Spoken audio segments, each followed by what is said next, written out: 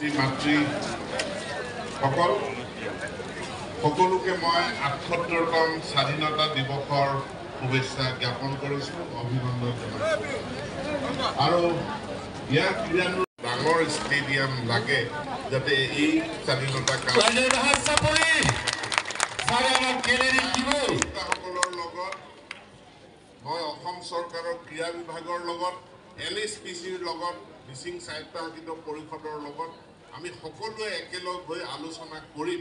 যাতে ইয়াত দৰ্শকে যিমান পৰিমাণৰ দৰ্শক আহে সকলোৱে যাতে খেল উপভোগ কৰিব পৰাকৈ আধুনিক যাতে ষ্টেডিয়াম নিৰ্মাণ হয় তাৰ কাৰণে মই কাম কৰিম বুলি আজিৰ দিনটোত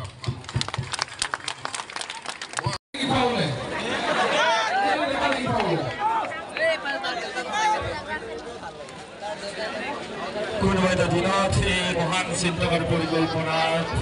এই খেলপথাৰ খনিৰ সৃষ্টি আৰু তৈরি হৈছিল। আমি সেখানে হয়েছো বেরকম মহান ব্যক্তি এই মহান जरूर बनाना सकती लेकिन हुए नहीं, दादा घटे नहीं यहाँ पर गेंद पर, और इसी वजह से गोलबॉक्स से ऊपर, और शायद इसमें ये क्रिकेट में होगा तो 6 रन मिलता जरूर।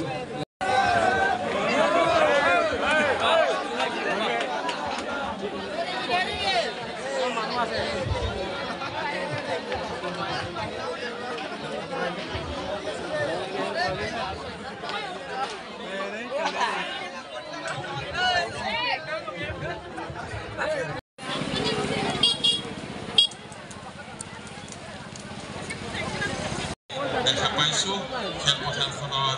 দক্ষিণ ফালে, আৰু এই সুযোগতে মই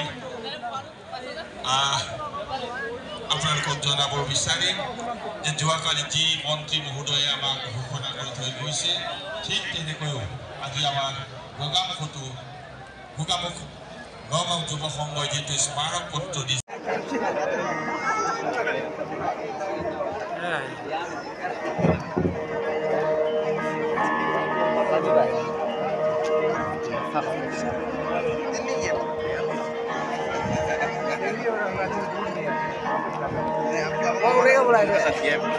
Orang